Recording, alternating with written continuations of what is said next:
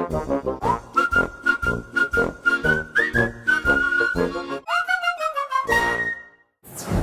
and welcome back to Two Bears Trekking. We are trying a little bit different of a vantage point. And here we have our new and improved magic window to the outside world. Yes. Where you can watch all of our adventures. And enjoy our trekking out the window. As we prattle on here. All right, so today we are going to talk about what you do with your RV when you need to fly out or cruise or take a vacation that's outside of the RV, particularly if you're a full-timer or if you're a seasonal and you want to do something other than RV during that RVing season. Absolutely. All right, so we did talk about this briefly in our Las Vegas video, and we talked about the oversized parking there, which sits right across from the rental car center. It's a huge lot. Yeah. Huge lot, very convenient, $15 a day. Right. You can grab the shuttle over there to the airport. And Las Vegas is a great jumping off point if you're flying anywhere because they tend to have plentiful flights and they also happen to have cheap flights. If you're cruising out of the West Coast, here's a good point as well. I think we would probably use Las Vegas as the jumping off point and just take a bus or public transportation over to San Pedro or the Long Beach port. Right. Just to avoid driving over there. In the LA area. It can be crazy. Exactly. But today we're really going to focus more on the East Coast because Florida is a main cruising hub. But I'm going to start out in South Carolina. I spent the month of December in South Carolina. All by himself. I know, all by myself. So I didn't have anybody to babysit the rig when I was flying north to visit family. And so I had to scramble around. And you wouldn't believe how difficult it is to find a short-term spot to stuff this thing when you need to go out. There you go. But you found something. I did find something. There you go. And I settled on the Charleston airport there in South Carolina. And the folks were great. They have an overflow economy lot, which shares space with the employee lot. So they do need to let you in when it's not peak season and not open, which is basically holiday season. So you'll need to call them in advance and let them know and arrange it. And then when you get there, call them. They'll let you in. Plenty of space to park there. And then when you get back, give them a call as well. You'll ride the employee's shuttle. And the driver for me just called into the office. And they called me up. I gave them my credit card number. They charged me $11 a day. So very economical. The only thing is they did charge based on days and not 24-hour periods. So that was a little bit of a surprise at the end. But you worked with it. But I worked with it. So if you're sort of in that middle area, Charleston is a great place. And by the way, Charleston also has a cruise port. Ooh, bonus. Exactly. So I'm not going to talk about parking at the Charleston cruise port because it is a minor port, but you could always park over by the airport. Shuttle over to the port. Okay. So moving down the coast, here's the big place is Florida, right? We're going to talk about the 4 major cruise ports in Florida, and that is Tampa, Port Canaveral, 45 minutes east of Orlando, Port Everglades there by Fort Lauderdale, and the cruise port there in Miami. The big one. Yeah.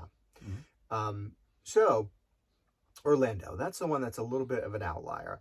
So if you're flying into or flying out of Orlando and need to fly somewhere or taking a vacation, the major place to park there is Wally Park, or it has been in the past. So you will want to check that out and call them for current space availability and rates. And there is someone who handles specifically oversized parking there. So if they're not in that day, you may get stuck calling back. So do call in advance if you're going to do that. If you are cruising out, however, it's not terribly convenient because it is a costly ride over to the coast in Port Canaveral. Port Canaveral offers oversized parking and is one flat rate. It is the same as the car rate. It's $17 per day. be careful. They're a little tricky. Yeah. They charge you by the cruise day, not by the 24-hour Mhm. period. So you'll pay a little bit extra. Right. All right. So let's take a quick break Okay. before we move down the coast Sounds good. and say because it helps more people Yeah. see our videos. Give a thumbs up, ring our bell, visit our website, twobearstrekking.com. And always share our videos, especially if you like them, because, our goal is 1,000. Even if you don't like them. Wow. Yeah, absolutely. I mean, just share them. But our goal is 1,000 subscribers, and we're working on getting that goal, and you can help us reach that. Yep. So make sure you subscribe and get your friends to subscribe as well. Absolutely.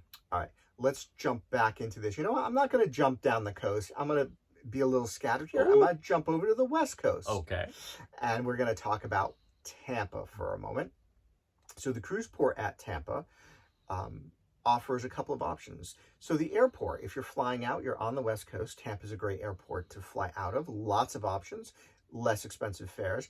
And their economy garage, that first level, has a 13-foot height limit. Now, notice that for some of you fifth-wheelers, you might be like, oh, is it really 13 feet? This is one of the reasons why we say there are some limitations that you don't know what they are until you sort of butt up against them with having a fifth wheel if you're full-timers. But we know that there are those of you out there who love your fifth wheel, so we're going to do our best to give you information and give you heads up. Right. And their economy surface lot, also 13-foot height restriction, and it's max of $14 per day.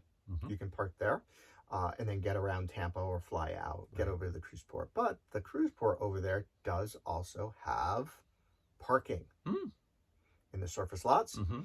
But here is the little dig and why you might want to park over at the airport and transport over there, especially for longer cruises. $30 per day, twice the normal daily rate. And that's if you reserve in advance, not if you just show up. Now, we're thrifty. Some of you might go, oh, that's not too bad. That's fine. We're thrifty.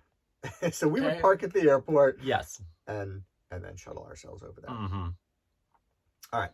Let's jump back to the East Coast. And we're going to do these sort of as a package because at the end, so stick around. You always want to stick around to the end. Right. We are going to tell you our best option for parking if you're using Port Everglades in Fort Lauderdale. Port Everglades. Fort Lauderdale area, parking an oversized vehicle if you've been there. Watch our video on the chaos of Fort Lauderdale Airport. It is to be avoided if you possibly can. We know that you're going to get some good flight prices out of there. Cheapest. Yes, but you're going to pay in a different way. Yes. So, yeah, do your best to avoid it if at all possible. So we'll talk about some of the transportation options and how easy that is. Okay, so Port Everglades, very convenient to the airport there.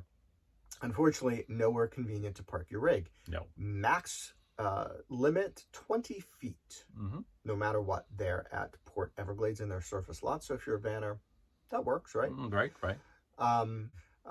Let's move down to the cruise port of Miami. Very convenient. They have surface parking there.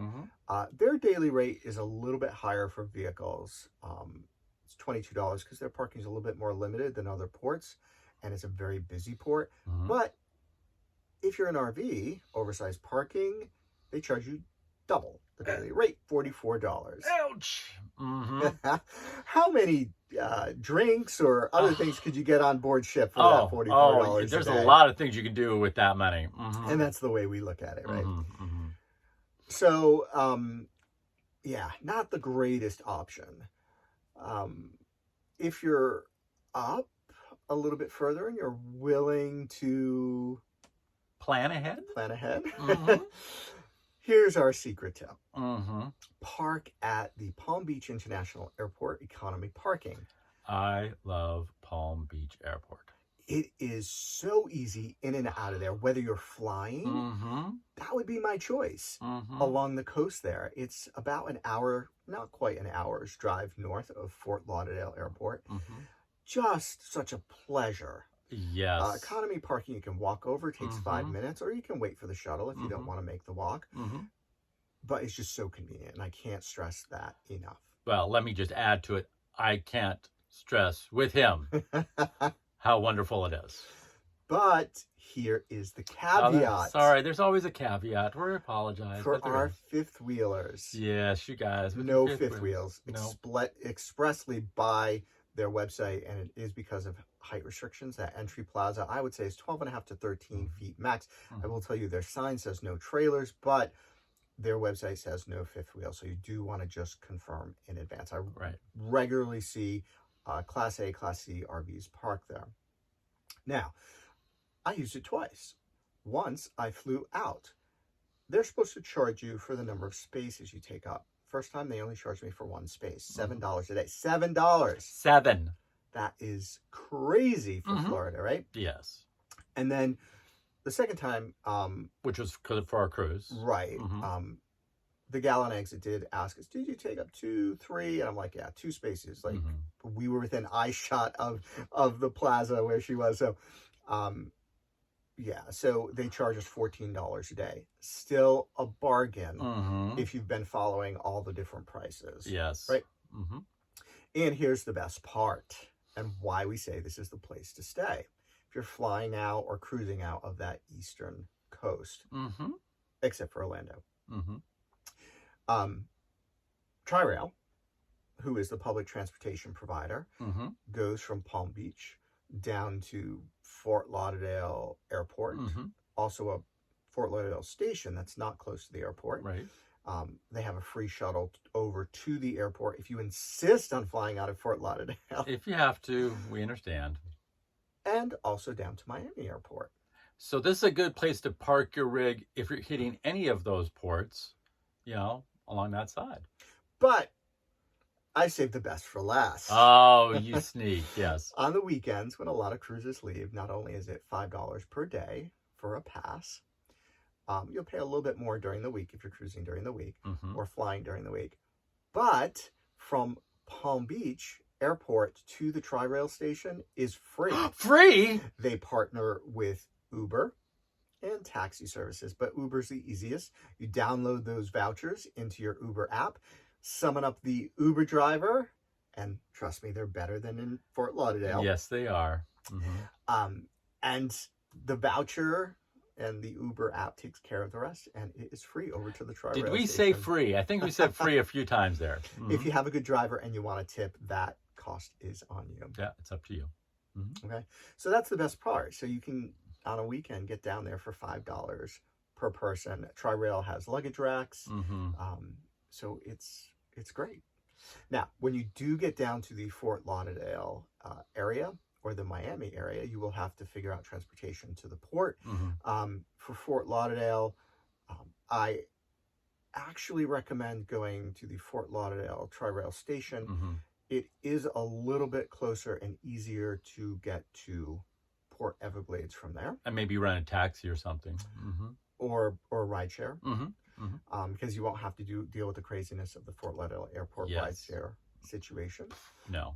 And if you go down to Miami, there are lots of easy options. Hopefully you found this helpful. Like, subscribe, share with your friends. Absolutely. We're looking to hit our goal of 1,000 by Memorial Day. Yes. Can we do it? You're the ones who can make it happen. We count on you. Yes, we do. And as always, keep on trekking.